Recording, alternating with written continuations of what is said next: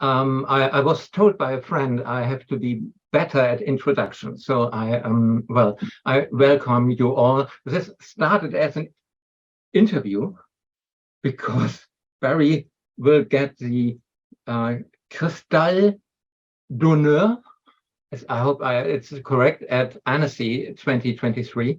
So in around about 40 days, you will be honored very much. And I suggested an interview, and out of the blue, you said yes. And I was a little bit surprised. And then it developed into this talk we do now with an audience. If you have questions, put them in the chat box, in the question box, and I will try to smuggle them into our conversation. And because I have to get better on introductions, I stole something from your book, and I'd like to read that as a conversation starter. It's by Randall William Cook. Yeah. And it's in Barry's book about stop motion, which if you do not have that book, buy it, try to get it, steal it, copy it, whatever you have to do. You have to read this book. It's a love letter to stop motion. It's a brilliant book about animation, about art, how to make art. And it's a brilliant conversation about stop motion, because you didn't just wrote a book, you also invited people to comment on your thoughts and your writing. And you managed to get Randall William Cook to write the foreword. He got 3 Academy Awards for a small thing called Lord of the Rings. And he wrote something very nice, and I would like to read it to you to start the conversation. A posable figure, fabricated to the most exacting standards, is set before the camera in a static attitude, since the puppet will doubtless be required to move into postures which defy balance. It needs to be affixed to the stage securely and invisibly, through screws into its feet from below, or on wires, or on a mounting rod. The puppet is posed for the beginning of the scene, and the frame of film is exposed. Frame 1, 1/24th of a second's worth. If the animator is performing a 10-second scene, that's 240 separate movements of the character. These aren't just movements, but incremental components of a performance. A performance, pose, timing, expression, acting, which the animator must keep in his head until the shot's completed. A shot may take 4 hours, 8 hours, 16 hours, and all the while the animator must stay in the moment if the performance is to communicate the animator's message and intentions. Screenplay, one of my favorite Purves films, has multiple characters, complex staging and lighting effects, moving stages, moving Japanese screens, illustrated with animated birds, billowing cloth, even gushing blood, all in one beautiful, conceived and executed shot. One shot. A shot which runs uninterrupted for about 9 minutes and tells the story beautifully. Obviously, this is the work of a man who loves his art. We are privileged indeed to have him discuss the love of that art with us. Welcome, Barry Purves. Thank you. Screenplay is 30 years old now, and it was a terrifying film. We started in April, I think, and the minute I pressed the first frame, that was it. I couldn't stop for 10 weeks, I think. And there was no chance of any reshoots. There was no chance of even adapting any of the frames, going back single frame. And that was a challenge. I used to be an actor. I was a terrible actor, but I loved the adrenaline of going on stage, knowing that you can't start again. And I think a lot of my animation, I have long shots, lengthy shots. For that very reason, I like stop motion in the fact that you can't really go back again. You know, if we look at Ray Harryhausen, he didn't have any video assist or anything. So his way of animating was very instinctive. And I think I try and encourage students today to have that instinct, that that's the best recording device you can have. Exactly, yeah. You can have all the video and everything, but unless you know how much to move it through your hands, you know, that's the most important thing. We have, as stop motion animators, we have the luxury of starting at the beginning and going through chronologically, and I love that. You know, drawn animators, they have key positions, and CG, they build it up with wireframes and texture and stuff. But we have a puppet in our hands. It's as raw and basic as you can get. And I've done animation where sometimes the mouth has been put on digitally afterwards, and I hate that. I don't like using replacement mouths either, because the choice is somehow made for you. I like to work with the puppet, seeing where the puppet goes. And I look at screenplay and I think, God, I wish I hadn't done that, but it all works. I think we mustn't lose the sense of spontaneity of stop motion. And I haven't worked on any of the big films like Coraline or Mr. Fox or whatever. And I don't know how I'd work if I had a day to do 1 second. That, you know, their budget allows them to finesse and reshoot and reshoot and reshoot. I like just to do it. Usually my schedule is about 12 seconds a day. And that's how we work out the budgets, and sort of a minute a week. And you have to balance, when you're planning that, you have to balance, you know, close-ups are quicker to shoot than wide shots with 10 characters. So you have to balance your storytelling with the budget. You have to.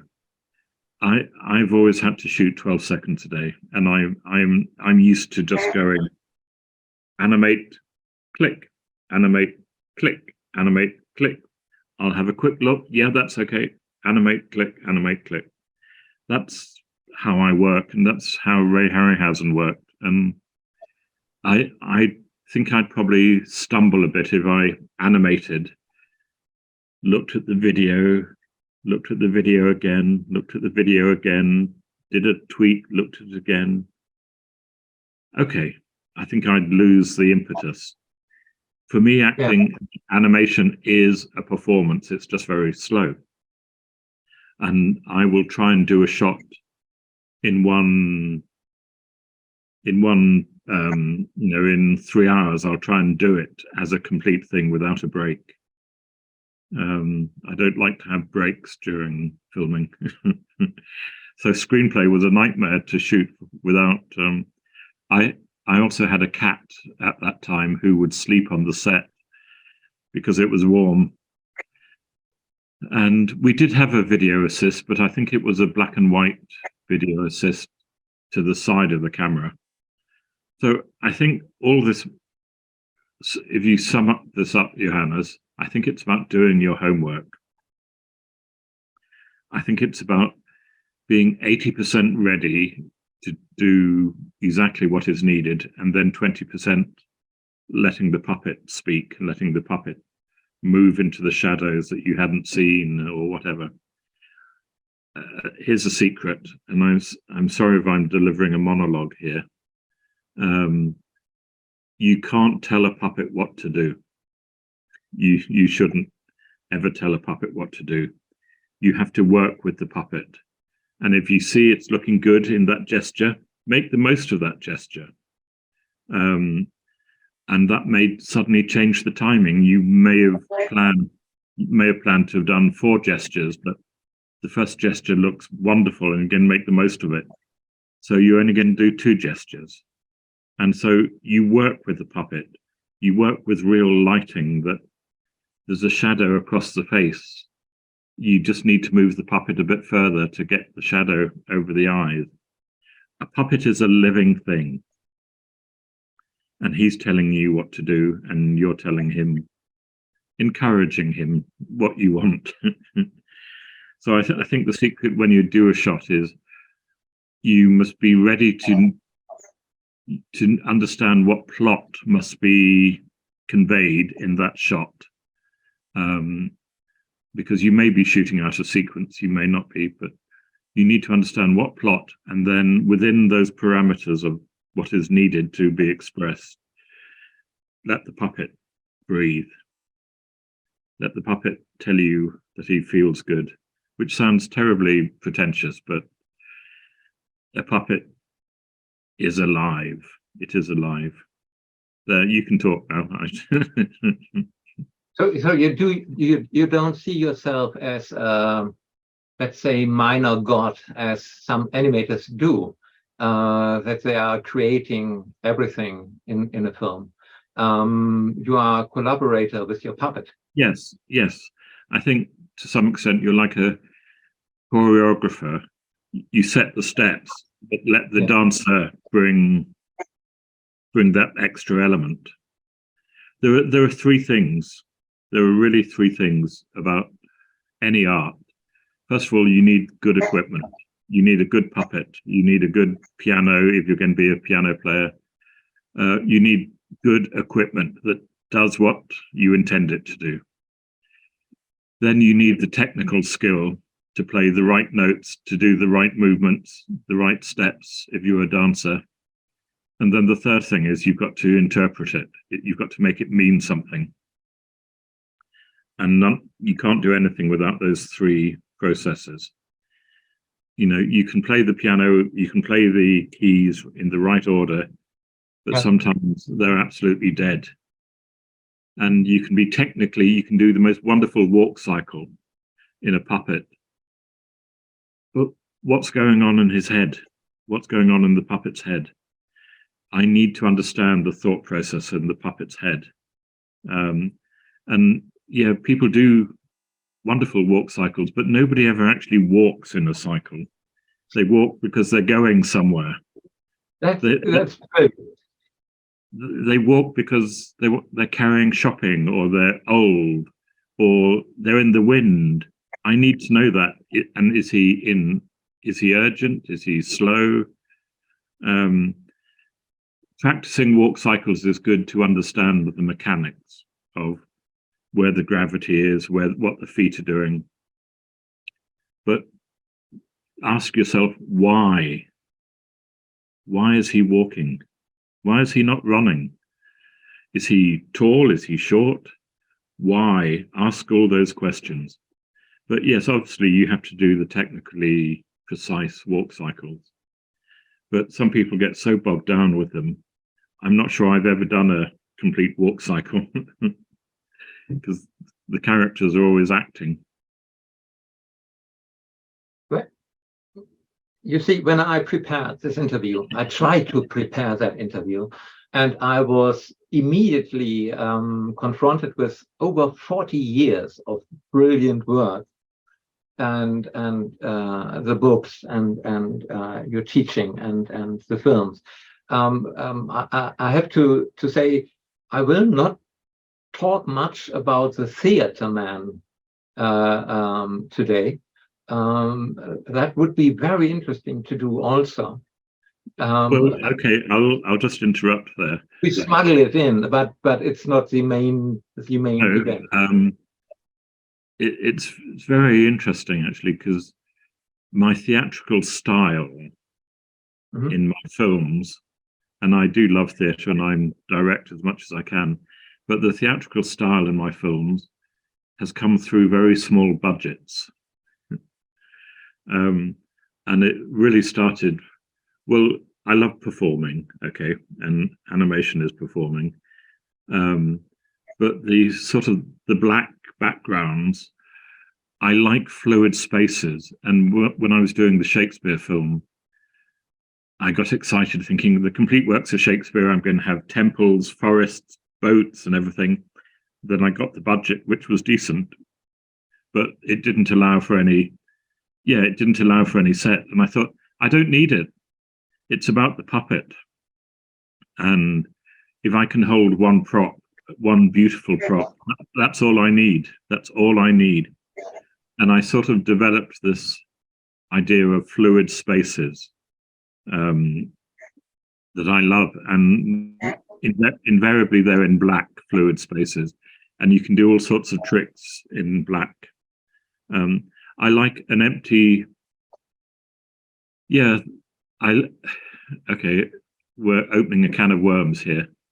A lot of my films are about a character alone on stage, a fluid space. And I think that artifice allows me to play lots of tricks. And the Tchaikovsky film, which is a man in a picture frame, basically, by saying it's not real, I can play lots of tricks. I like to play with theatre tricks and film tricks, and somehow meet in the middle of film and theatre. You mentioned earlier the red ribbons. Okay, I can tell you that was a life-changing moment. Years ago, in when would it have been, late 60s or early 70s, I saw a production of Equus, in which it's a complicated, sordid story in which. Well, that was one of my questions. Okay. I saw a production of Equus in which a stable boy blinds 6 horses. And I read about this and I thought, how are they going to represent the horses on stage? And they were just actors in very little clothing with metal shoes, and they had a metal frame. And this boy blinded the horses, and there was an explosion of red ribbon that shocked me to the core, much more than if it had been real liquid or anything. And just this theatrical explosion of color and hanging down. I thought, I'm going to use that idea. And I think artifice can be much more honest, much more powerful than the real thing. I once saw a production of Moby Dick in a theatre in the Round, and I thought, how the hell are they going to represent the whale? And I saw it 5 times because it so annoyed me that I hadn't thought of how to do it. They just had a flat floor with rigging and everything. And when the whale came, they didn't bring on a paper mache whale, or they didn't have a trapdoor or anything. They just inflated the floor cloth, and you got a hump coming out of dry ice. And I thought, yes, think out of the box. Don't be literal. Don't be literal animators. I go to so many universities and they're building these really beautiful sets that take up the whole budget, and they don't usually have time to finish them, and they're not. I thought, no, you don't need all that. You just need to tell the story. You need to tell the story of the puppet. And, people say, yes, but it looks lovely, but lovely isn't a dramatic value. You've got to tell the story, especially in short films where we're so short of time and so short of frame. Every frame has to contribute to that story. And going back to Shakespeare, I love the fact that a character would walk onto an empty stage in daylight. It might have been a boy playing a woman, who knows? And he had a branch of a tree, and he thought, right, we're in the woods. We know where we are. That's it. It's simple things to set the scene quickly. Maybe if I did work with huge budgets, I would have all the fancy stuff, but I don't work with big budgets. So I try and make every prop, every color, every costume tell something about the story. You wrote in your book, finding the essence is more important rather than the literal interpretation. Yes, I don't think being literal has any place in art. And, as I said, I do a lot of theatre, and people said, oh, I do love lovely realistic sets. there's nothing realistic about theatre at all. You know, you get there at a certain time, so that's artifice for a start. The curtain opens, and they're all facing front in a drawing room. Nobody faces front, and nobody, you know, people talk when the line before is finished. Everything is artifice, and we should encourage that. And you need to find what that scene is about. What is it telling in the story? What is the color contributing to the story? Give everything a purpose. Consider every element. That's what I would say. Gosh, I was getting excited there, Johannes. No, I'm totally with you, because I got the invitation to see The Little Mermaid, the so-called live action version of it, and I would rather not to go. You wrote very similar in your book. Using animation to tell a realistic story would seem to be a waste of its potential. Yes, and I would say I agree. We did. I've designed The Little Mermaid on stage, and yes, she was on roller skates. And if you introduce the audience to the fact that she's on roller skates, they will accept it. You need to tell the audience the language of the conventions you're using. Very famously, did you know there's been a stage version of Warhorse, which has these amazing 10-foot puppets, obviously puppets. And the director was thinking, how do we get the audience to accept that this horse is going to carry dramatic weight? And they had an empty stage, and as the show started, an actor came on singing, and we think, okay, singing's going to be important. He's going to tell the story through song. And he was carrying a 20-foot pole, on the end of which was a bird flapping its wings. And he swooped it over the audience, and the audience, right, puppets, we know where we are now. That's the language. And the moment the horse came on, we just accepted it.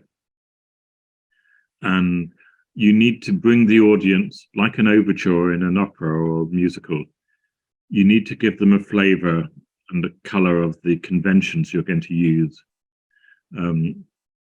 Most of my films begin with the lighting coming up from dark. And that's a good way of getting the audience into that world, but it also says, I'm going to be using lighting to tell the story. I won't be using realistic lighting because I can't afford. You know, Achilles starts, well, my original idea for Achilles, which is sort of hinting at Greek myths and things, was to have this stone plinth covered in 500 dead leaves, and there was going to be a gust of wind, and out of the wind would come the Greek chorus, as though they're being blown by memory. This was before CG. I started attaching 500 leaves to 500 bits of fishing wire. And I thought, this is ridiculous. I'm never going to finish it. It would be a nice effect to have a great gust of wind, and there they came. So instead I said, right, I've got to shoot 12 seconds today. I'm going to do it with lighting. And the characters step into the light from out of the darkness, and it has the same effect. It has absolutely the same effect. That they're coming from memory, the past, whatever. And it was so much easier for me to do it.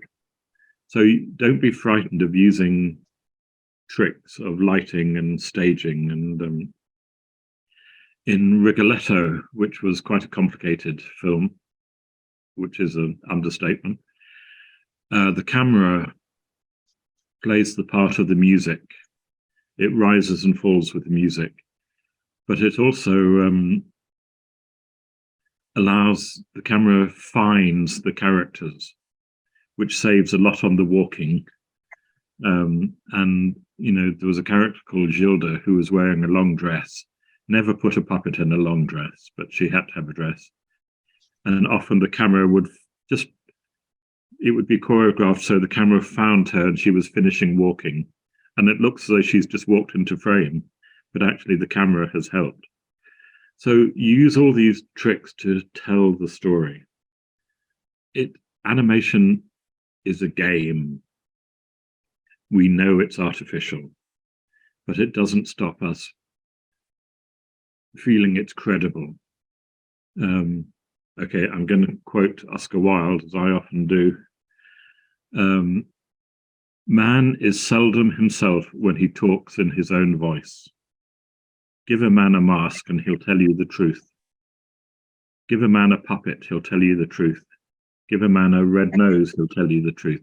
Give a man a piece of choreography, he'll tell you the truth. We need that distancing device to be honest. And I think that device can be music, it can be puppet, it can, you know, the great device of Hamlet and his skull, the Yorick skull. He can still say the same thing, but he's using the skull to talk about life and death. He's externalizing things. Geppetto and Pinocchio, you know, what is Geppetto doing there with Pinocchio? The boy he lost, he makes another boy. All this artifice is a way of expressing our internal thoughts. We're not very good at saying exactly what goes on in our head. But we're more relaxed when we can say it through a teddy bear. Or I'm sure there are lots of parents listening here who have got children, and maybe the parents have had a little moment of anger between each other, and mummy says, "Sonny, will you tell your father to shut up? He's being a right pain." Why can't you just say it to your father? You have to say it through a third party, basically. And I think that third party is what art is.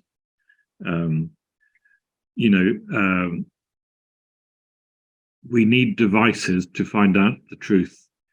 Lord of the Flies, for example, those children have to get shipwrecked, plane wrecked on an island where there's no rules at all. They can be honest, they can be their true selves. So we need these moments of artifice. This deserted island tells the truth. Jekyll and Hyde, through the artifice of the drug-induced character, he tells the truth. Mary Poppins, this strange artificial thing. I wanted to bring that up because that was an eye-opener to me when you pointed out that in your book that the umbrella, the parrot at the end of the umbrella is a puppet and is telling the truth. Because I realized then that I never saw that as a puppet. I love Mary Poppins. I love the books. I embraced the movie, and it was for me a real thing. And I needed a moment to realize, oh gosh, yes, it's the puppet, of course. Well, the point of it being, of her having it, is she arrived. There's a damaged family. That's a good place to start with the story. A damaged family. And you need an outsider to show you how damaged the family is. Cue Mary Poppins, she comes along and she starts to heal the family. But we've just spent 2 hours with her and we know very little about her. And so she heals the family at the end and is ready to fly off. And she's looking rather wistfully as the family go off flying a kite. And the parrot says, "Well, there's gratitude for you. You do all that work for them." And she said, "It's as it should be." So this parrot has this moment of honesty, basically saying what she's thinking, that she can't say. For whatever reason, she can't say it. And the parrot, Hamlet's skull, whatever, Shakespeare's fools, they're all the same thing. they speak the truth when the main character can't speak. And I think this is one of the purposes of animation, is to be our voice when we can't speak. Or, you know, I meet many people who, through gender, sexuality, race, disability, they've got a story to tell, but they can't tell it. But give them a puppet and they can tell that story. They can, it's as though we're so inhibited, but we're uninhibited through a puppet, a piece of dance, piece of graffiti, Hamlet's skull. He can say things that, you know, Hamlet and the Yorick skull is really bizarre, because Hamlet is one of the most psychologically astute plays ever written, and yet it's one of the most artificial plays ever written. It happened in daylight, with a character coming on and basically saying through a monologue that nobody else hears on stage what he's thinking.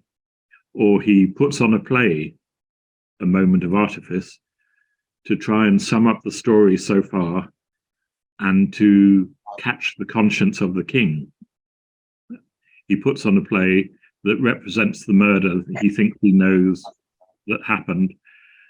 So there's a moment of artifice that speaks the truth. And all the way through Hamlet, there are clowns who tell the truth. Ophelia goes mad, she tells the truth. Songs tell the truth, but it needs this moment of artifice to tell the truth. Monologues, very bizarre. Suddenly, you know, we have a realistic scene in the court, and then Hamlet will step forward and address the audience, making eye contact with them, talking about real things. But if you tell the audience this is the convention we're using, they're okay. You need to, it's all a game with the audience. And I think that I'm bouncing around here, but one of the joys of stop motion is it's always a puppet. To pretend it's not a puppet would be wrong, I think. We've got CG who does photorealism so beautifully well now. And I think now what's happening with stop motion is we're allowing puppets to be this metaphor of our internal thinking. Does that make sense? I'm immediately coming up with millions of questions, and I can't choose which next. I think the question I would have in the first place is, if you have this pact with the audience, and you and I seem to be, I can't remember when I learned those rules of using that as a metaphor, using metaphors as a way to telling the truth, but it's instinctively open to me. I can understand your films, I can understand animation. And I always wonder, when did I learn that? And how did I learn this kind of understanding that those are the rules of the game to get to the truth and to tell the truth? I'll tell you when, probably a film like The Wizard of Oz, where Dorothy has this very hard life, and it takes her dream, her journey, does it happen, to go to Oz, where she learns the truth, that there is no place like home. Alice has to go underground to try and make sense of the world of adults by these wonderfully artificial, bonkers characters who are actually talking a lot of sense, but she'd never realized. And by putting them in a song or a dance or something, she learns about the world of the humans and growing up. Peter Pan is another damaged family. The Darling family are damaged. You know, Captain Hook and Mr. Darling, crikey. But Peter doesn't want to grow up. He can't grow up. That's his tragedy. But Wendy does. That's her tragedy. But it takes a trip to Neverland. There's a clue in the title, Neverland, that it needs, they can see, it's as though this artifice really opens our eyes to, it's like looking in a mirror. we see ourselves through the artifice, and we understand ourselves. We understand ourselves through art. But most films, books, plays have this degree of artifice.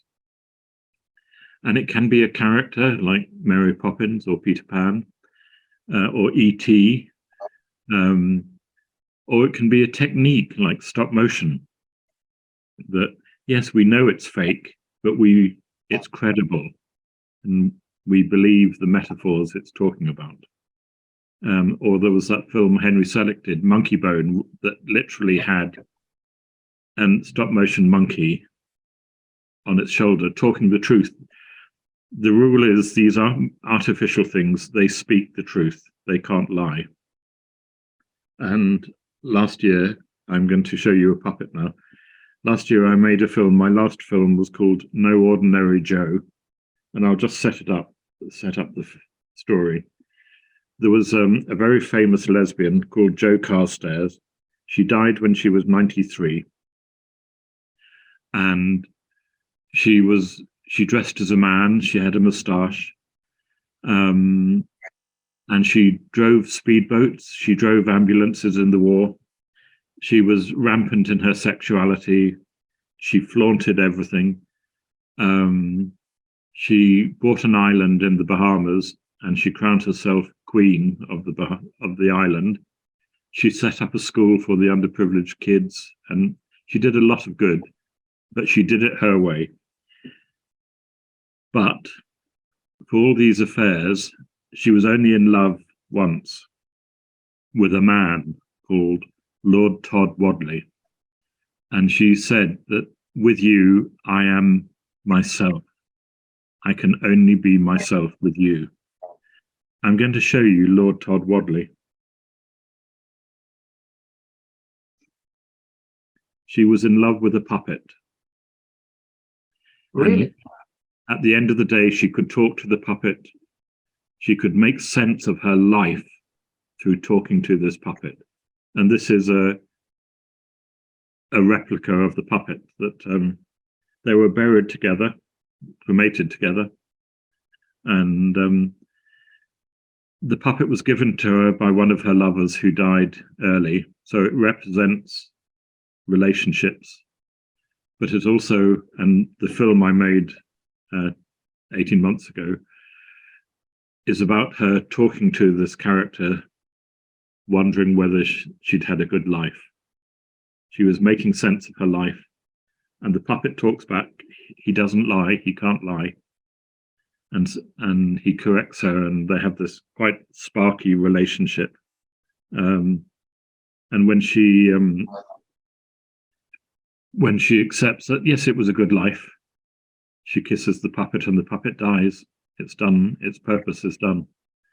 King Lear, I'm going back to King Lear, who had a puppet, a fool, whatever, and the fool was always at his side, and King Lear made some terrible mistakes in the play. And the fool is the only character who can say the truth. And interestingly, two things. When King Lear learns the truth, the puppet has no purpose, the fool has no purpose, and he's gone. He disappears.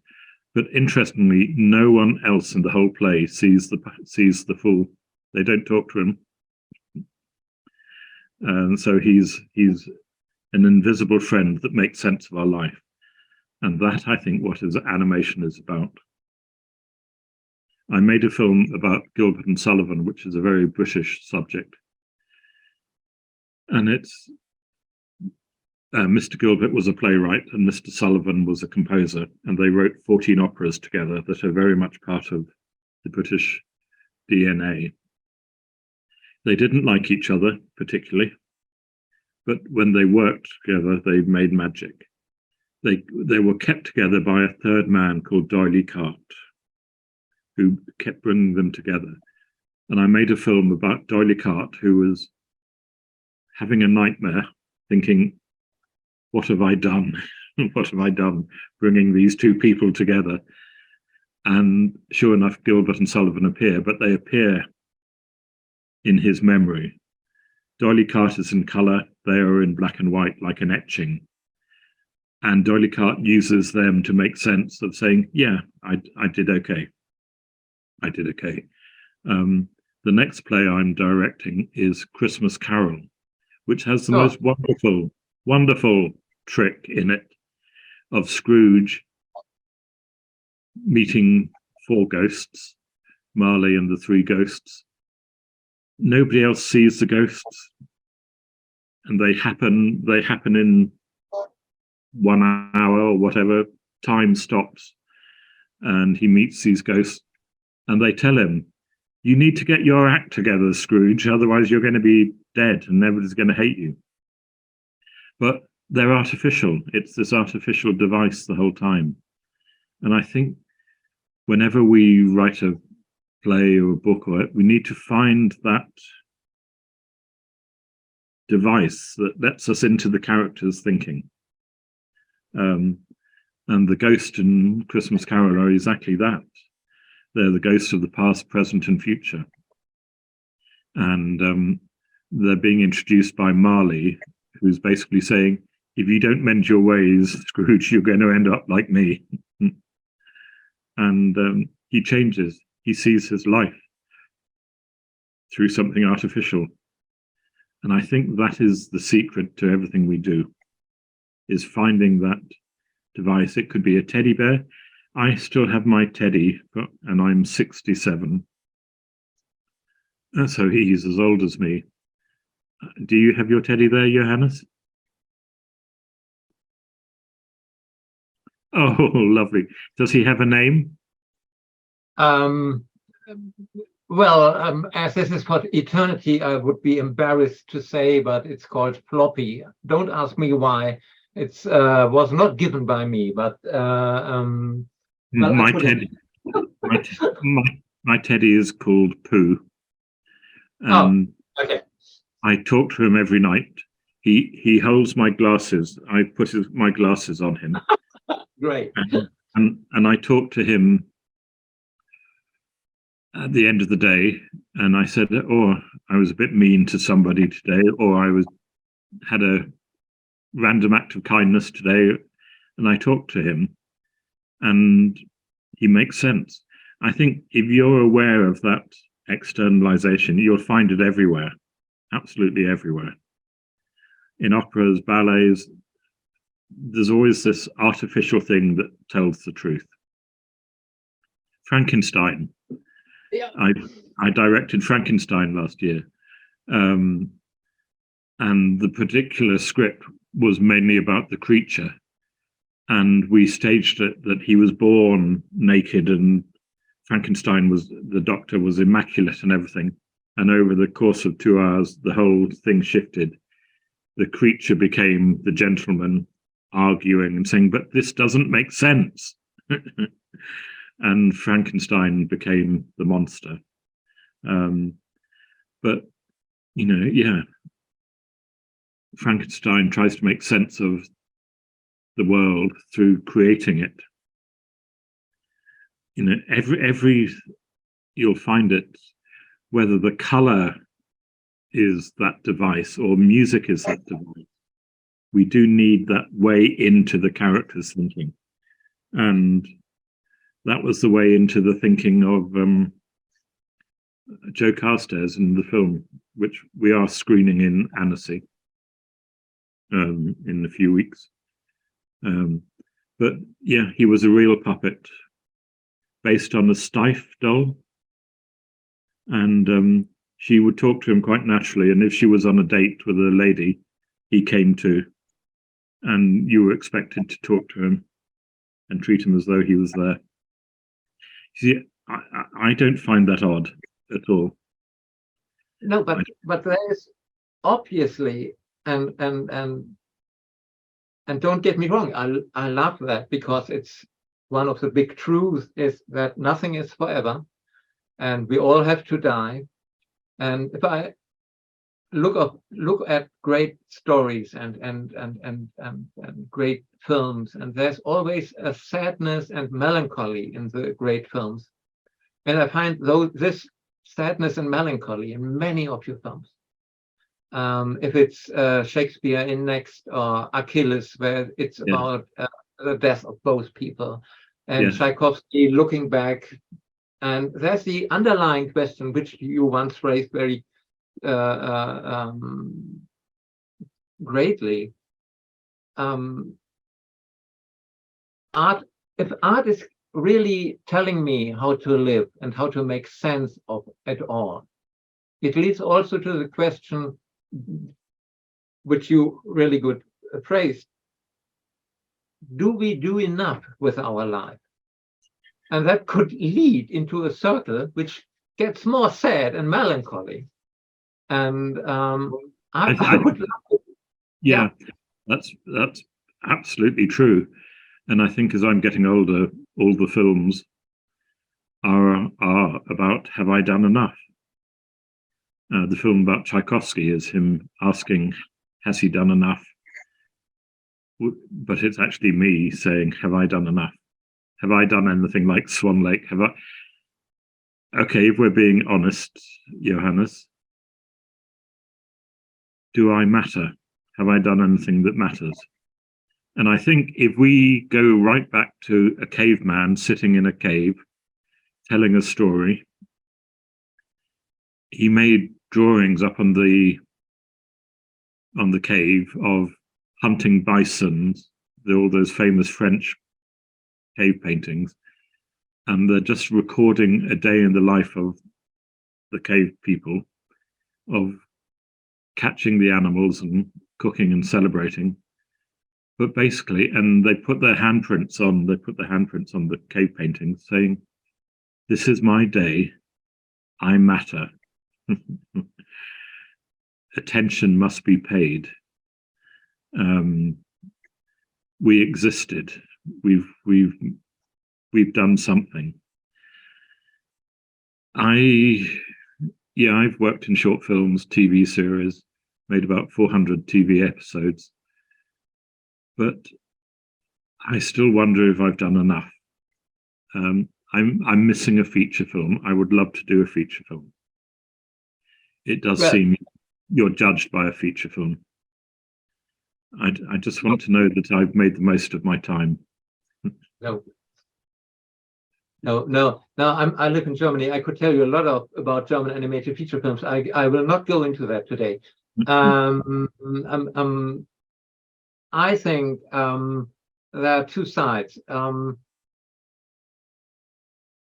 It's if you want to be, who's telling you if you have done enough? Is it the people around you, the world around you, or is it the voice in yourself? It's the voice in myself. So from my point of view, I would say two things from my point of view. In terms of animation history, you have done great things. And as being a greedy audience, I would say you haven't done enough because I want to see more of you. So, but I would say that doesn't help you very much, because I think you have to be convinced yourself. And there are two things. Again, on one side, I would love to tell you how much you have done for the animation history. And I would love to speak more about that. But on the other side, I won't tell you that because I want to see more. Because if I tell you, yeah, we have done enough, you probably would stop doing animation. And the last thing I want, that you are stopping animation. Because if I would won something in Lotto, if I won 10 million in Lotto, there are very few people I would give them the money to make a film, but you would be one of them. Thank you. I think I don't see myself as successful, and by that I mean success would allow choices to make films. I would like to wake up and make a film about that. Making every film is a major event of struggling to get the money, struggling to do this, struggling to do that. And I would just like the chances to make a few more films. I think that's what I want to do. I would have liked Pinocchio to have phoned up and said, "Come and work on that," but they didn't, so I didn't. and Johannes, I'm being honest, I'm not very good at saying, "Give me a job." I can't ask. I would hope the work. Welcome to the club. I would hope the work is my audition. But maybe the Pinocchio people, the standard of animation was extraordinary, absolutely extraordinary.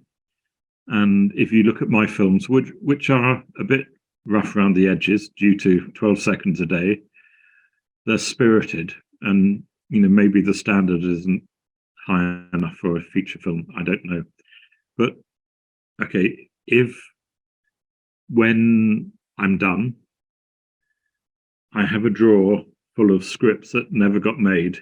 I'd love those to be published. Well, because there's, people say, "Why didn't you make a film about this?" I can't tell you how hard or what an achievement it is to actually make a film these days. I was very lucky, and I was with Joanna Quinn 2 weekends ago, and we were both children of Channel 4. And Channel 4 was so generous in giving out money to unique films, different films that hadn't been done before. And Joanna and I were saying how lucky we are. But there's nowhere like that now, really. That's a constant, I've got an idea, where do you go to? And I would hate people to think, "Oh, he hasn't made a film for a year and a half, he must have run dry of ideas." I have got so many ideas and they're all finished, ready to go, but I just don't know where to go to get them made. And experience doesn't really count for anything. And I've got so many ideas, and a few of them have been ripped off by producers, but that's another story. yeah, before we get too gloomy here, no, not gloomy, realistic, practical. Okay, there are so many questions now. So far, you can't say, or would you say the bad experience outweigh the terrific experience? And isn't it being part of life to have these ups and those downs? And that makes yes, life quite interesting. Okay, what I would, I'm absolutely thrilled to be getting this award from Annecy, because Annecy is, the biggest and the best, and I'm so delighted. And in an acceptance speech, I'm not going to be mean or anything, but I'm just going to say, I hope that perhaps this award might open a door or two, might get the phone ringing to future collaborations. I'd love to collaborate with other people. And maybe this award might get the films seen, because there are lots of films that haven't been seen. But you worked with Peter Jackson, you worked with Tim Burton. You proved you are a collaborator you are not a what Richard Williams would say, an auteur. It's well. I think I would if I would be able to be an agent, I would sound the trumpets and would say, "Hey, over here!" I think, Johannes, again, talking about King Lear, actors say you should never play King Lear before you're 80, because that's when you understand life, and then you don't have the energy to play it. I think at my grand age now, I understand animation, I understand storytelling, and I'm ready to make those films now that perhaps I was naive 30 years ago. But speaking of Richard Williams, he was, in the opinion of many animation historians, one of the best animators of all time. When I met him, I thought, if I want to have a personification of doubt, I would cast him, because he was doubting everything. Every drawing he did, there was, is that good enough? Is this working? Yeah. Would it be better to do it another way? There was I thought he must know what he is doing, and he was constantly doubting himself. And isn't that a default standard of being an artist, to have this doubt? And that doesn't match very well with the world we are living in today, having doubt. I think doubt is definitely a part of it. Definitely.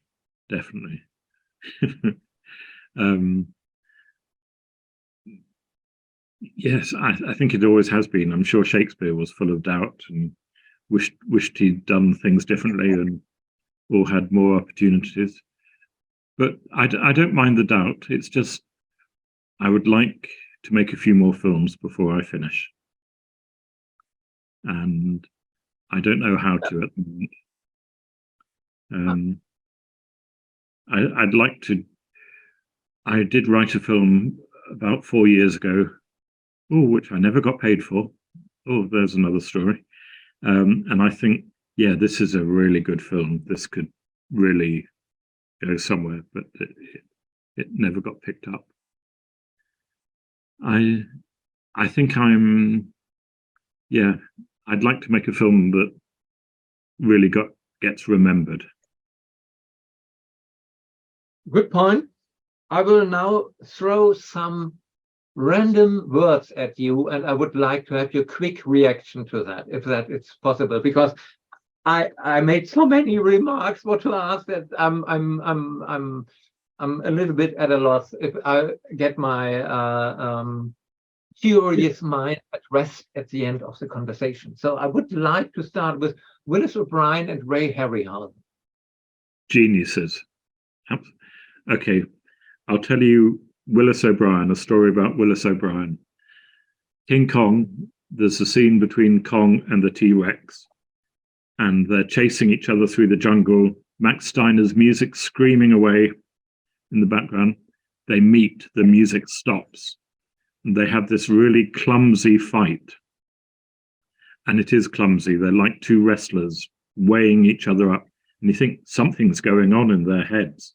No, hang on, they're just puppets. No, something's, they're thinking. And then King Kong kills the T-Rex, and in a moment of absolute genius, the jaw. Exactly. He waggles the jaw. King Kong has a moment of doubt. He thinks, have I killed it? And you think, Willis O'Brien has put some psychology into that 18-inch rubber puppet. That's what we do.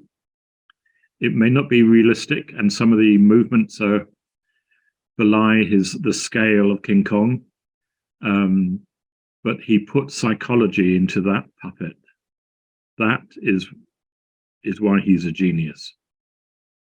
Ray Harryhausen, I think my favorite character is Talos from Jason the Argonauts, and brilliant for so many reasons. Ray said to me, well, I asked him, he's deliberately animating Talos awkwardly because he's a 60-foot statue made out of metal. He's not a dancer. He hasn't moved for centuries, so there's a certain rustiness in his movement. And at one point, Talos confronts the boat that's sailing towards him, and he's holding a sword, and he moves the sword from one hand to the other, as though he's saying, give me a moment here, I need to think out, I need to think, I need to weigh up the situation. Brilliant, absolute brilliance. That if you can show the thought process of what is obviously a puppet, you're doing good. And the fact that they were doing it blind and with very basic technology. And it's little character details that I love in his work. Yeah, it's a psychology. You know what those characters are thinking. Your parents. Sorry? Yeah, of course. Yeah, no, go on. Kong again, in a rather racy moment, when he undresses Anne up on the mountain, he runs his finger down her and then sniffs his finger. that's brilliant. You know, Kong has emotions. He really does have emotions. And that's what we have to do. We have to show the thought process and emotions of our characters. And it doesn't have to be literal. Yes. Okay, I was talking about devices. King Kong, and I don't know how much Willis O'Brien had to do with the structure of the story, but it's a textbook story. The first half is man going into Kong's world. And we get flying things, we get slithering things, we get a tall object that he climbs up.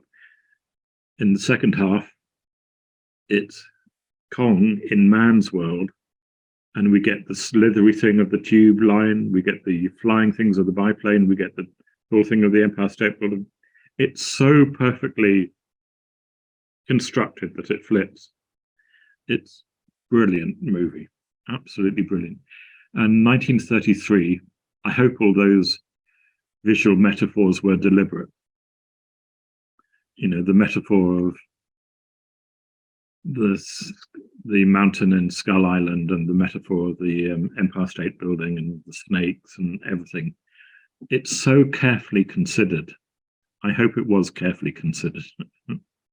I wrote a play actually about the making of Kong, about the making of the people coming together. And I wrote it with a mime artist, and we worked out a way of doing Kong on stage, but it never got picked up. But we did so much homework about the wrestling and getting that group of people together. But yes, so yeah, thank you, Willis, and thank you, Ray.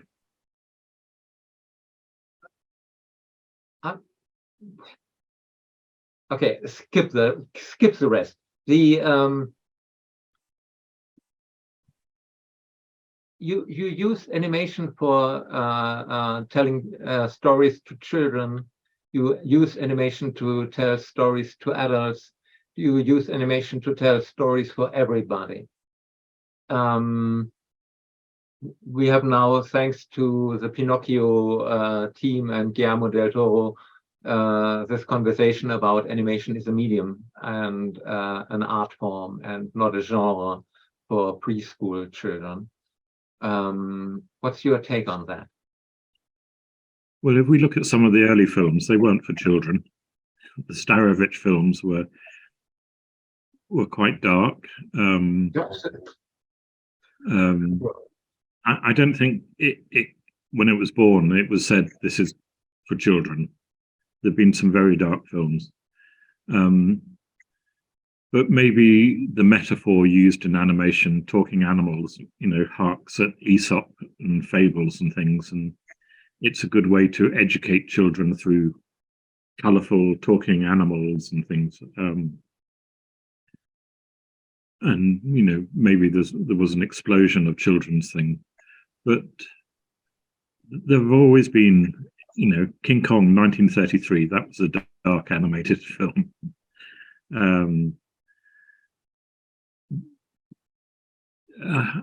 Yeah, I think it's just another way of telling a story. I think it is like Aesop's fables. It is using the technique to be a metaphor. Yeah, that's a tricky one. That's a tricky one. I'm asking because I think animation is therefore a tool to educate people. And having rewatched Achilles, I would say you educated more people, or you made people sensible for areas in life which we really like to put a taboo on. And I once met Claire Kitson, and I didn't ask her about that, but I would say one of the greatest unsung heroes of animation of all time. And one of the nicest people. Yeah, absolutely. And I have to ask her, how did she react when you came up and said, I want to do that? Well, I went to her with an idea that I wanted to work with a Greek chorus, which is so artificial anyway. And I wanted to see if I could make an erotic movie where the puppets themselves could carry the weight of eroticism. You know, maybe that harks back to the children. Yeah. Animation, children. No, could I make an adult movie? If I tried to make an erotic film, would people laugh at it? And that was the challenge. And I thought, well, combine the two. And our initial thoughts were Orpheus and Eurydice. Mm-hmm. I did write a film that was probably too big for 11 minutes, where Orpheus was going on and he was about to look back, and the Greek chorus said, stop. And they told 6 stories about people who've disobeyed the laws or looked where they shouldn't have been, and then basically said, as chorus do, right, we've told you this scenario, it's up to you now. And he looked back. That was probably too complicated for 11 minutes. And I thought, well, if we're going to deal with sexuality, let's talk about Achilles and Patroclus. And there haven't been that many films. Shakespeare wrote about them, Chaucer wrote about them, and obviously the Iliad and the Odyssey. And Chaucer says straight away that Patroclus was his lover. He makes no bones about it in Troilus and Cressida. And I thought, let's see if I can use this to make an erotic movie. But a lot of the questions was, how do I tell such a complicated story without involving too many people, too many characters? Claire was very good. I wanted a chorus of 16 puppets, and Claire said 8. And I said, okay, that's fine. And that was the best decision, because I would probably been still animating now.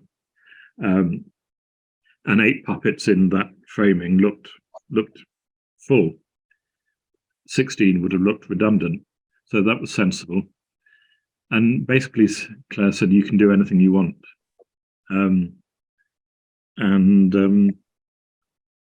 We met for lunch. I talked through the story, and she said, here's some money, go away and do a storyboard. But my solution to the film had to be about Achilles and Patroclus, and the others were minor characters. So Achilles and Patroclus are designed as white characters, and they've got moving eyes and moving mouths, and we can understand what they're thinking, and they stand out, and the lighting stands out. The chorus, who play Helen and Agamemnon and Hector and all the other characters, are wearing masks, so we're not really invested in them. And they're designed as red figure vase paintings, so they're slightly separate and just observers. They're functional, as a Greek chorus are. All the focus is on Achilles and Patroclus. So a lot of thought went into how to tell that story. We were very lucky with the voice of Derek Jacobi, who's suitably grand and epic, Nigel Hess wrote some amazing music. And I think that's the film I got as right as I've got any film right. And I think it is erotic. And you don't laugh at two puppets having sex. Yeah, you even managed to indicate an erection in this movie. Yes. In a very funny way. Yeah, that was, Claire said you can't show an erection. And so we did it tongue in cheek. But again, there's a play within a play, and there's a French word for that. And I can't remember what it is, and I've used it several times in my films of bringing the audience up to date, or we get a big bit of plot condensed very quickly into a play within a play, or it reflects what the characters are thinking. So it's full of devices that I think the ancient Greeks would have used as well.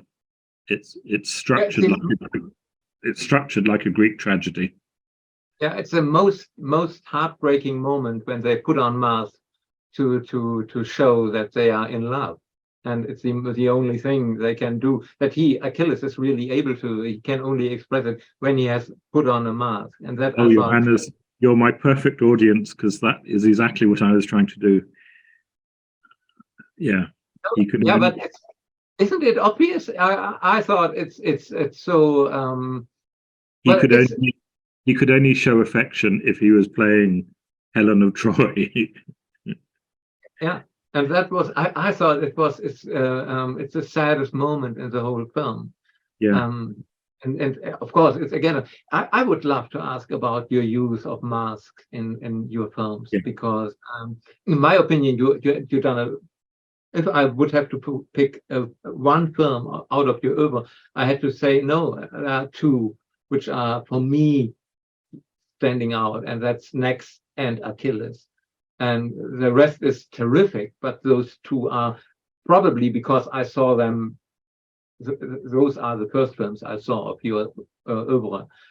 And whenever I hear somebody say Shakespeare, immediately I have this moment when he's spreading his wings and looking with I think it's a bird mask, and you put a picture on Shakespeare in my head forever, and the other film is Achilles, because I thought this is so new, so bold. Yeah. Animation is capable of so much more I've seen so far. Well, so those films are standing out, and both films using masks. Yeah, Shakespeare obviously to show all his characters and roles, Achilles to show his inner soul. Yes. It's an unbelievable clever device. Thank you. That image from Achilles is from the play Cymbeline, which doesn't get performed that often, but at Shakespeare he wrote himself into a bit of a corner, and he wrote a Deus Ex Machina who came down at the end. The god Juno, dressed as a gold eagle with thunder and lightning. And basically he says, you're married to her, that's your father, that's your long lost brother, end of story. Okay. And I wanted to finish the film with a big moment of color and light. It wasn't the final play he wrote, but I thought I have to finish with that image. You know, I had to structure the film. Every frame was counted, and great music. And yeah, but I think you're right. If I can allow myself a little bit of modesty, there hadn't been a film like Next before. There've been a few films like it since, but the gorgeousness of the costume, the production values, it was an Aardman film, and Nick Park was filming Creature Comforts next to me, and it is a bit of a cuckoo in the nest in the Aardman world, but I was very lucky to be able to make it.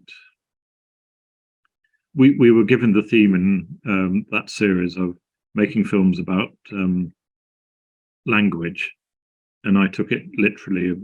I thought it would be ironic to tell the greatest playwright, poet, without using any of his words. I would do it differently now, but I was very lucky to have good music and good puppetry.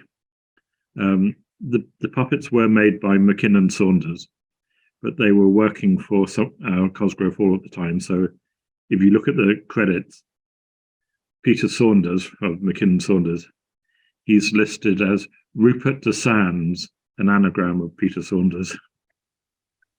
And there are jokes going on and references going on in the titles and everything. It's full of things. But likewise, Achilles, it was a struggle to find the visual metaphor first of how to tell the story. That's usually how I begin. I have the story in my head, and then obviously the budget in my head, and with a good producer that I have with Glenn Holberton, I think, how can I tell this story? I can't have a boat. I can't afford to build a boat. So I could make a boat out of shields, and the oars could be their spears. Shields and spears. That's it. That's all I'm going to have. And then that inspires me to make a bath out of spears that the chorus are holding, and have Patroclus's death out of spears. So once I find the visual metaphor, like the revolving stage in screenplay, then that releases me. By being inhibited to just using shields and spears, that somehow stretches my creativity. And if you look at some of the details on the shields, they're also telling the story as well. Yeah. So everything, I don't think I waste a frame in the storytelling just because I can't. And probably, if I'm being critical of myself, I probably make, okay, yeah, they're too big for a short film. And people say, oh, you have to really watch your films, you have to really concentrate. Yes, and I'm not going to apologize for that. Every frame is telling the story. I don't want to make animated wallpaper where you can go away and have a cup of tea and come back again. Every frame, and they are dense, and if you do blink, you might miss a crucial bit. And if people say I don't understand it, I say, well, it's all there if you concentrate. If you listen, every bit of plot and character detail is there, because I've worked really hard on it. But I expect the audience to watch the films. Well, fine with me. I'm glued to the screen when I see a film for the first time, and or again, there's a pact between the director and the audience that as an audience, I realize very soon if they are taking me seriously and they are making things up while doing the story, which are not essential to the story. But I'm burning up. I would love to know more about, because you mentioned McKinnon and Saunders. Yes. There's this moment in Next when Shakespeare is watching the audience. He's looking into the audience, and he's not moving his head. He's just moving his eyeball.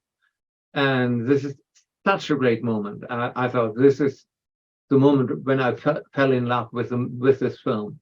This little blink into the audience is the audience watching what I'm doing. That was so new and so unique. Yeah. And I thought there must be a connection between you as the author of the film and the people who built the puppet to make this shot possible. So I really would like to know how you collaborate with you. Yeah. Most of the puppets have been made by McKinnon Saunders, and again, budget dictates what the puppet can do. In Rigoletto, there was lip sync because they had to be, because they were singing, but I've sort of avoided lip sync in my films, because it's all about the eyes. As long as I can have good eyes, and that's my first thing I say to McKinnon Saunders, I want eyeballs, nice eyes. I don't need mouth moving, I don't need eyebrows or anything, but I need good eyes and good hands, actually, good hands. Shakespeare's hands were a bit larger than life, and he had white cuffs, so whatever they were against, you could see his hands. Yes, yeah, and his hands were very expressive. But it is down to budget. But how we work with McKinnon Saunders is I usually produce a scrapbook of images, saying I like those colours, I like that hairstyle, I like that. And this is how stylized. I quite like it if it was a bit painterly. And then I sort of leave it to them. They have the best sculptors in the world. And one guy, Noel, who sculpted Shakespeare, he did a lot of work on Pinocchio. He is the best sculptor in the world. But Tchaikovsky is a very basic puppet, because the budget for Tchaikovsky was so small. It was tiny. But I insisted on having nice eyes. And that's all he does. And yet you can still work out what he's thinking. Johannes, it's all in the eyes and blinking. That really is that really is where the expression comes from. And if you can have eyes, funny enough, Gilbert and Sullivan, they were black and white puppets, and they had black eyes. And I looked at them and I thought, I'm never going to get those alive. So we cheated, and they had blue eyes, and they suddenly became so much alive. It's funny that the color of eyes. But masks, you were talking about masks, you take the eyes away and you lose the connection with the puppet, which is great. That's, like Darth Vader. You don't know what he's thinking because you can't see the eyes.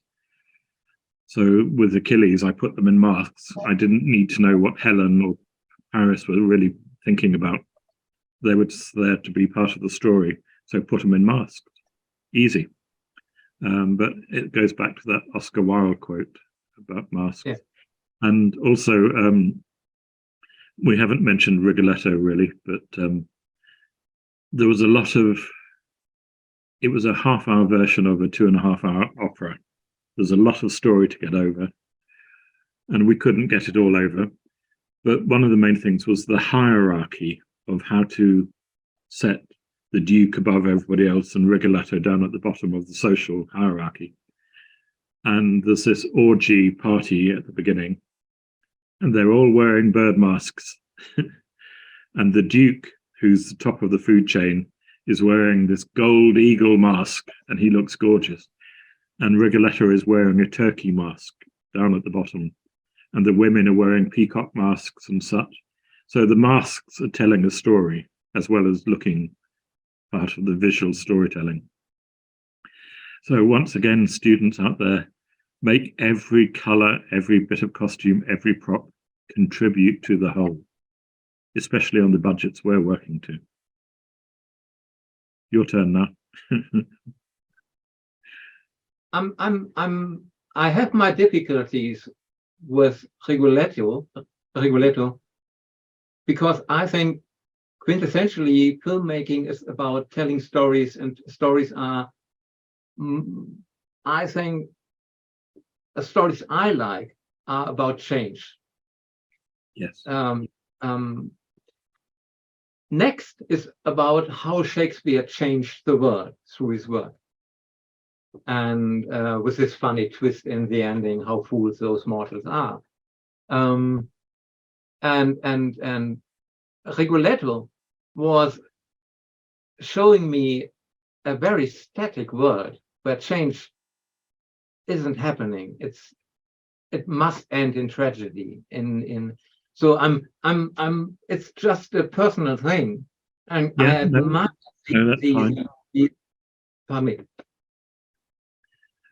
I think with Rigoletto, there were 6 half-hour operas made in the series Opera Vox.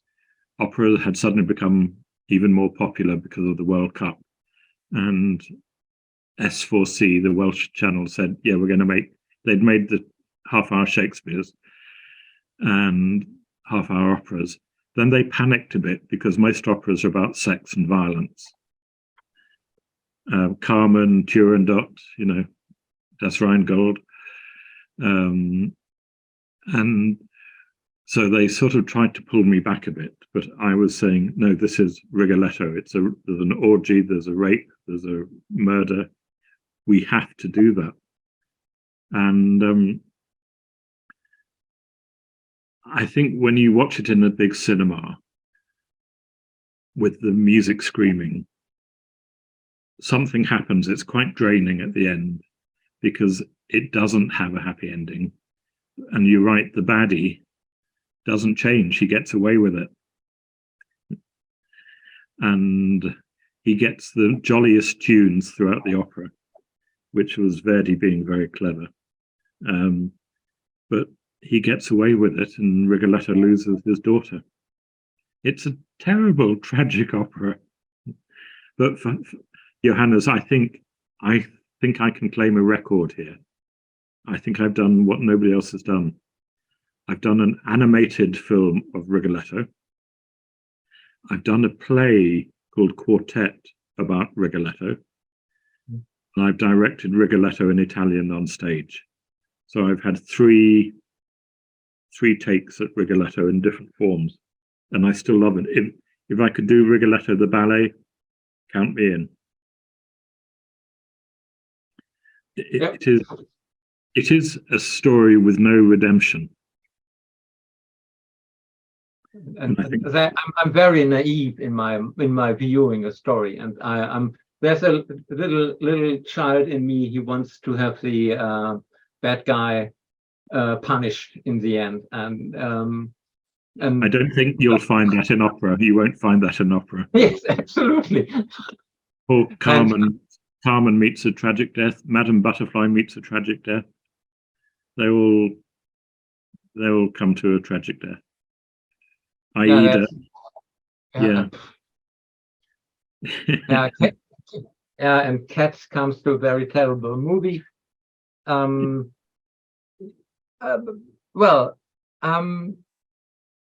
are almost out of time, so I'm once again asking all the people in the room, if they have questions, put them in the chat box. Let's have some questions. We could answer them now, unless you are not answer all my 30 other questions I haven't even dared to ask yet. No, you'll think of them as soon as we finish. Yeah.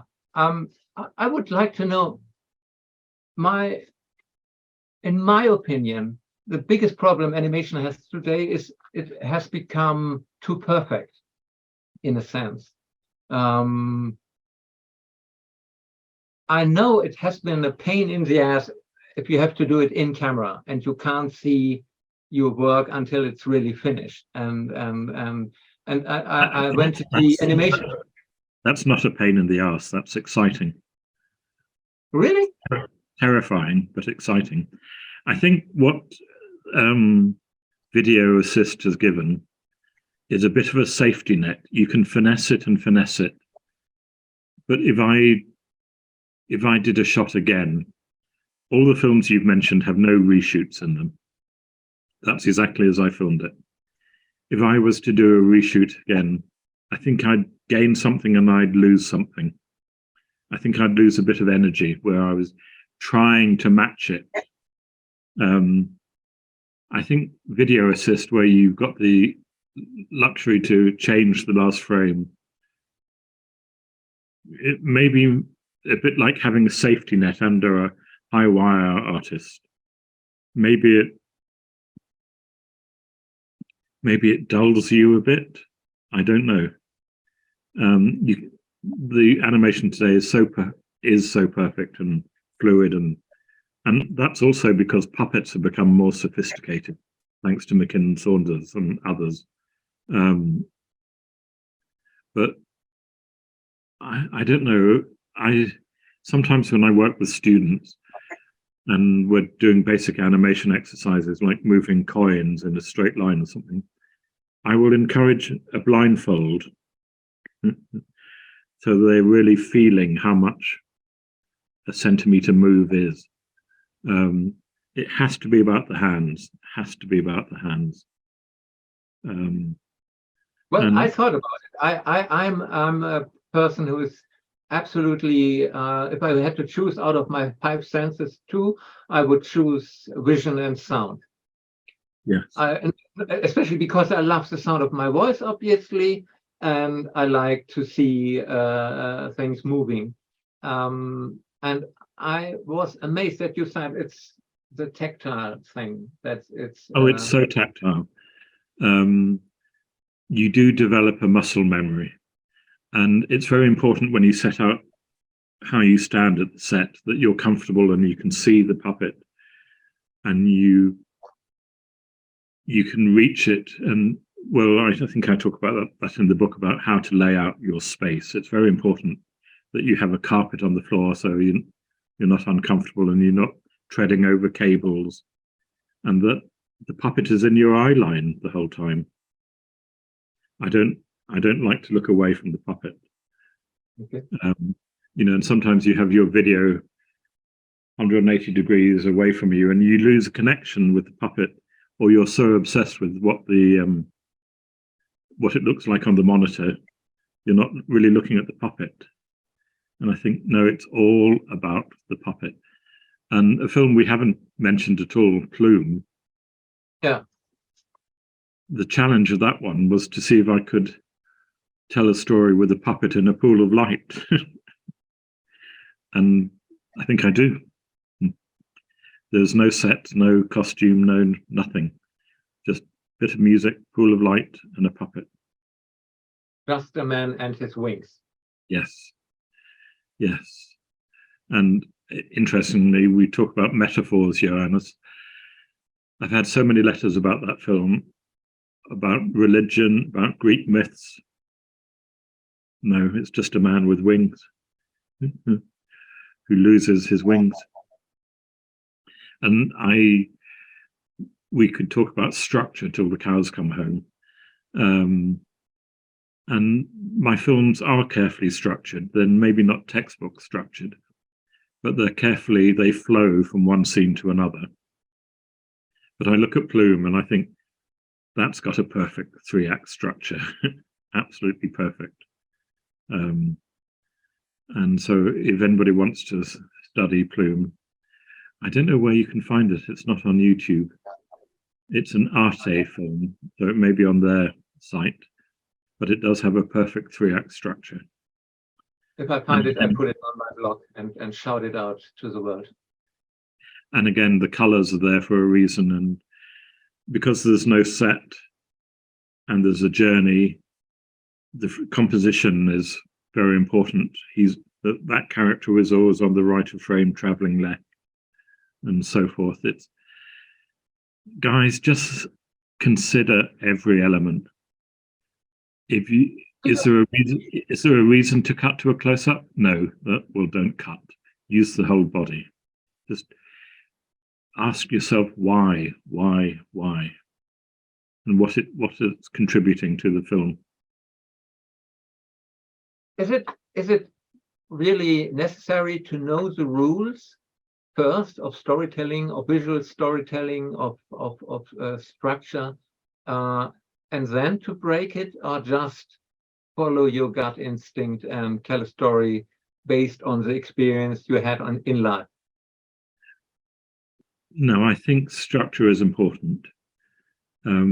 I quite like the fact that Channel 4 give me 11 minutes or 5 minutes or whatever, because I think if you go the approach that you were talking about and you say, I'm planning for a 10-minute film, it'll end up 20 minutes. I like the discipline of a time and making every frame count. I like the discipline of budget as well, because otherwise I might, let's have a fancy motor car, but it only drives across the frame doesn't contribute, okay, I'll do it another way. You know, it's I find the budget and discipline make me creative.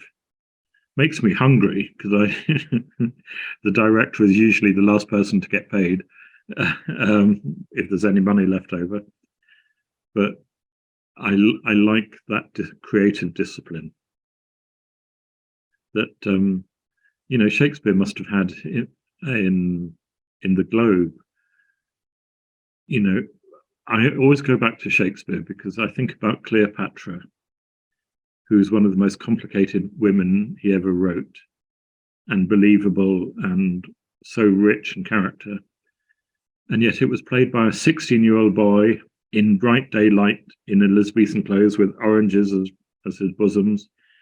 Something must have worked that got through that artifice, the humanity, the belief of the character. Because it shouldn't work. You were looking at daylight and 400 other people next to you, and yet there's a connection. One more anecdote. The play Warhorse, there's a scene in Act 2 where one of the horses is dying from gas poisoning, and he limps in and his skin is all tattered. And our hero, the boy, finds this horse, which is operated by 3 very visual operators, one doing the head, one doing the chest, one doing the back legs.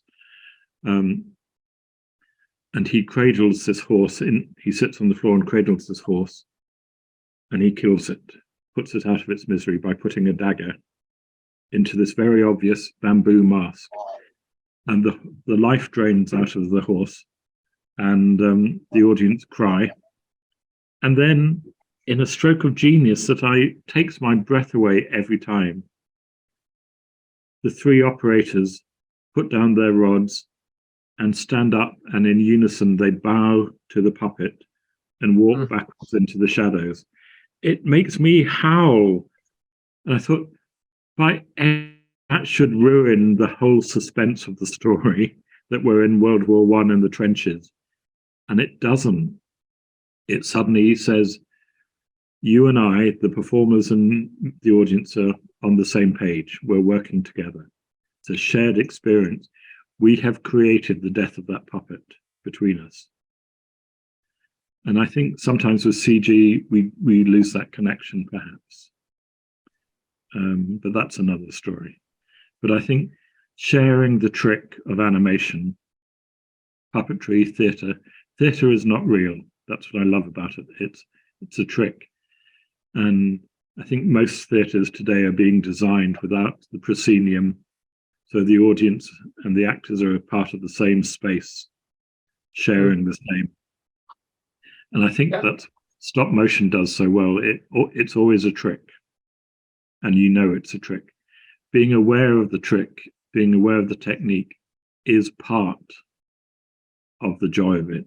Part of the joy of Chicken Run and Nick Park's wonderful films, Creature Comforts, is the fingerprints. It's a lump of clay, and yet it's making me cry. There's this innocence, and I think we have lost this innocence in storytelling somehow. We had some fantastic puppet TV shows in when I was a child, and looking at them, I talked to a TV producer who was in charge. I wanted to show them in a cinema. And he said, oh, well, they are so old, and they are, well, aren't you ashamed to show them? And I noticed that he thought that those products he should be very proud of, that his company once did those shows.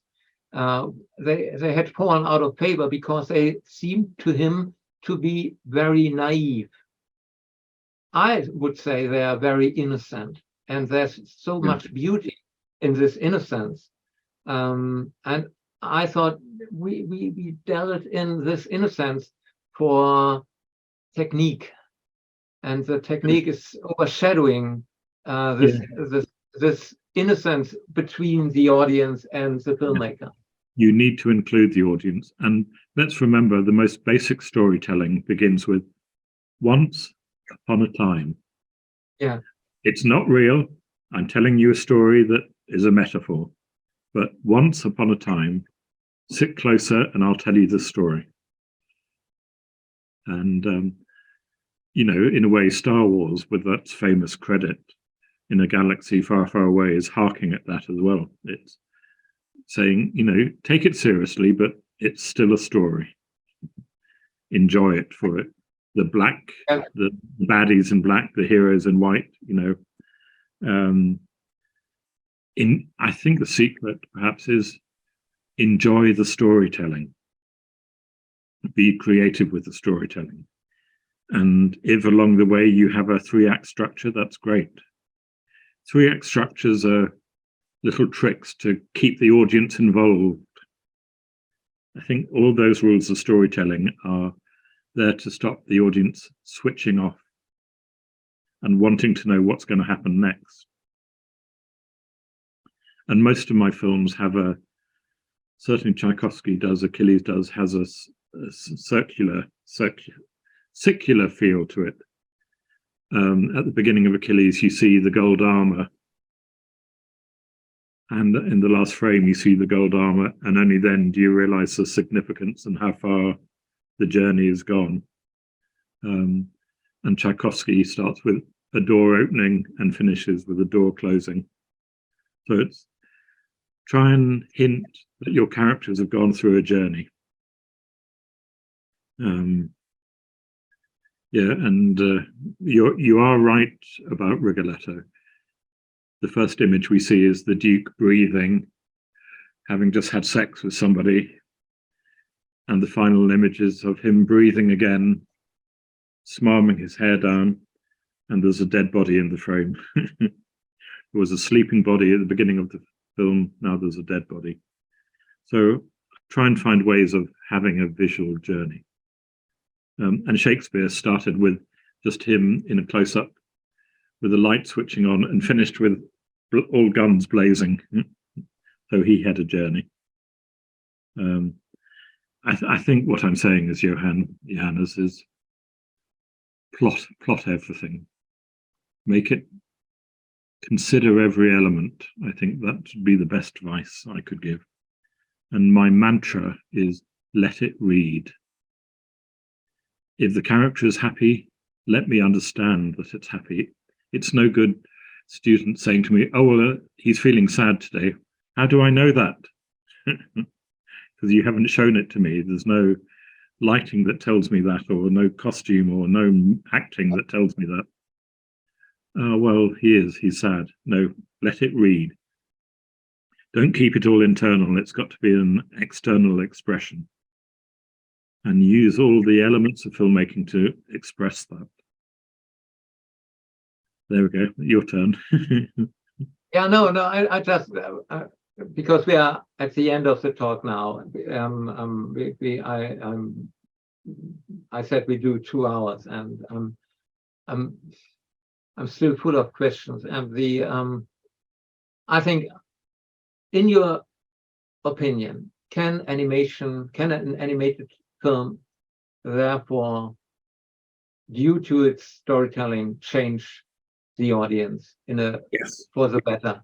Yes. And I'd like to be given the opportunity to do that. Okay. I think it can make, because we're dealing with metaphors, like Aesop was dealing with metaphors and Hans Andersen, it makes you see the world. By looking at something artificial, it makes you see the world, your world.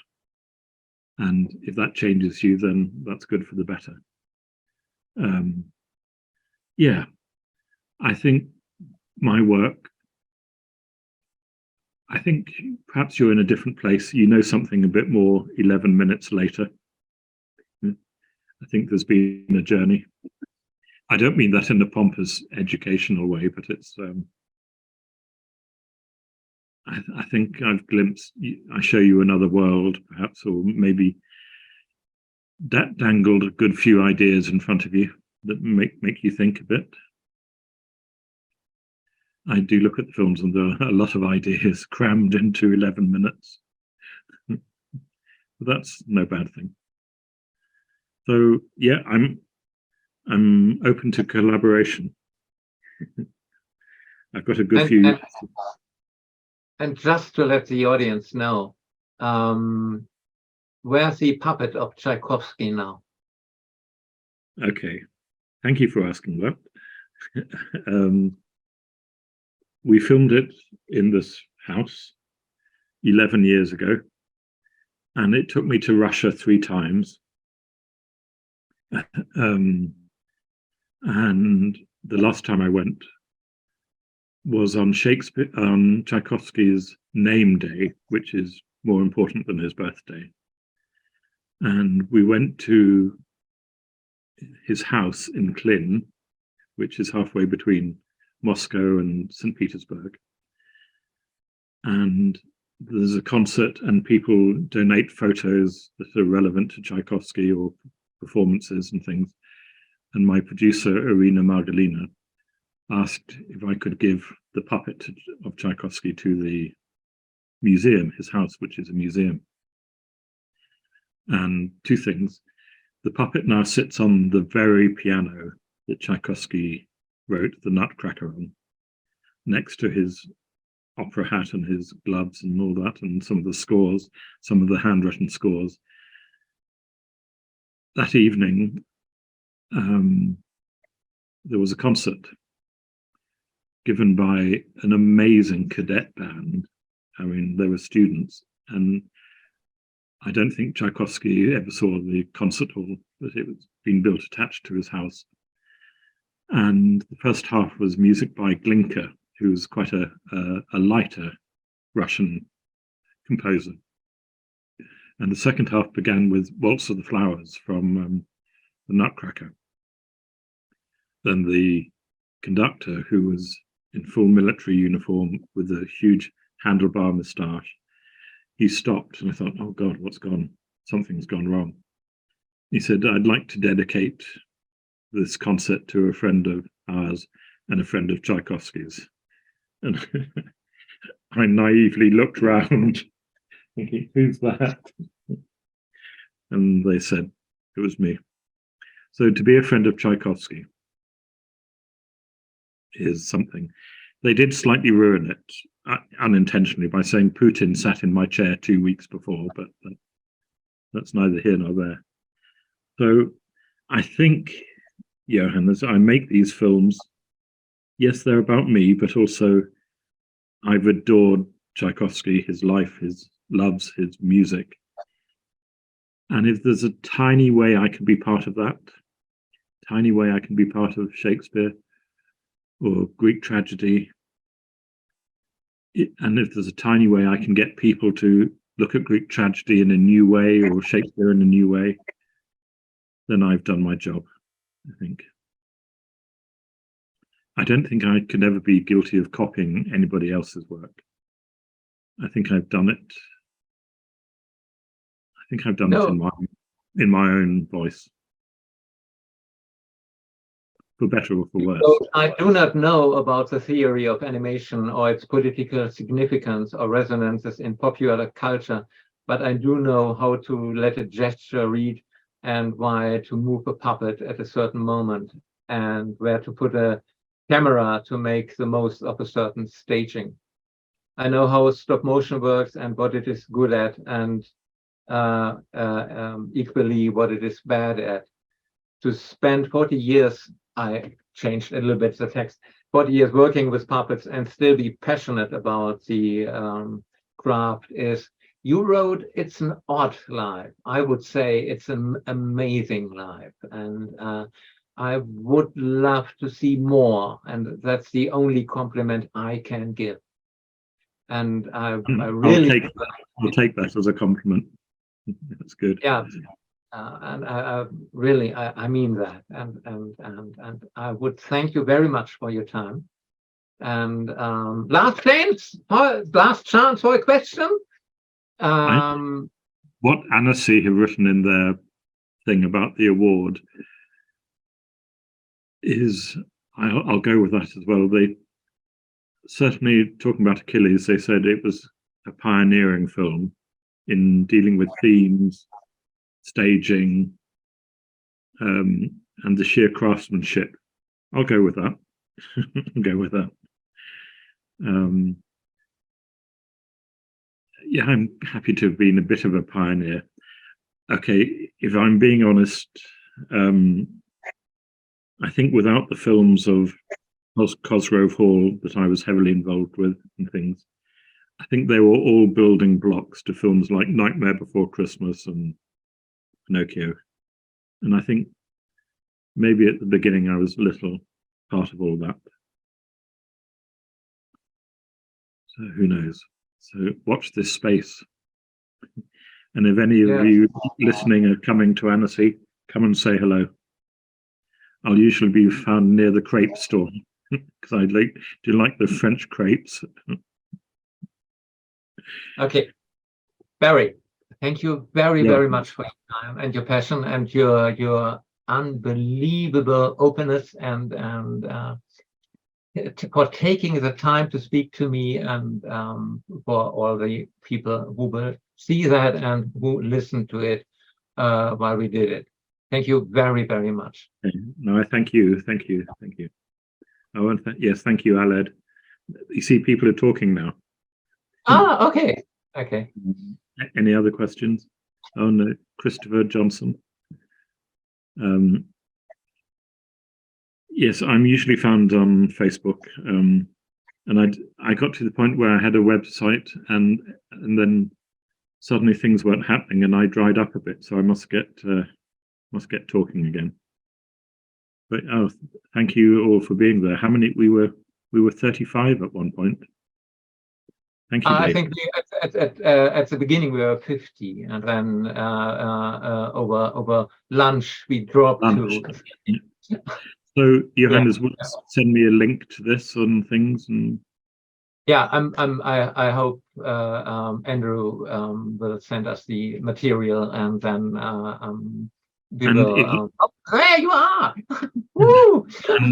and Johannes, if you fancy putting any images in when we talk about Achilles, feel free to put any images in. Okay, I will talk to my. I'm terrible at technical things. I'm good at talking. I will I'm struggling at the moment with Facebook. I've lost my timeline, and don't know where it's gone. I saw that. Yes, I didn't know. I couldn't help you. I do know. Did you find it again? Is it there? No, but oh my God. So Christopher just said he remembered Chiltern and the Wheelies, which was my first job, and I could spend 2 hours talking about Chiltern and the Wheelies. It was great stuff. So Andrew, what did you make of all that? Oh, I loved it. I loved I really connected to that whole idea of, wearing masks or using puppets to